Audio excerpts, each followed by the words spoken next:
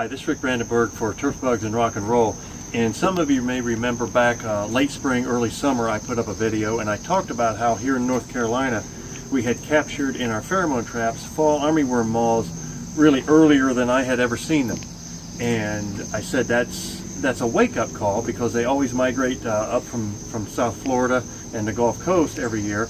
And the fact that they were here in early May, late April indicates that there is a possibility they might start showing up in our turf settings, such as hybrid Bermuda grass, earlier than they normally do. But I also said all that it really means is that we caught them in traps earlier.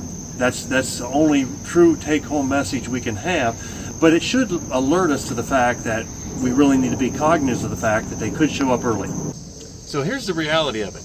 We did catch them early in the trap, but guess what? Here it is late summer, and we're just now starting to see fallen armyworms no earlier than we would in any particular year. In fact, perhaps a little bit later than we would have, despite the fact that we caught moths early in the trap. So the only reason I talk about this is it really pays to go out and check, look for damage, use soapy water flush, however you do, watch for birds in a turf area to see if they're feeding on armyworms.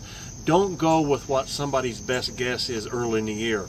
That's a technology that we use to make sure we don't get caught off guard, but it doesn't mean that they actually are going to show up early, and this year was a perfect example of that. They showed up normal or perhaps even a little bit late. So make sure you take the time to really get out and look, so that way you can use your pesticides wisely, use them only when necessary, and make sure you get a return on that investment. Hope that helps. Look forward to talking with you again soon.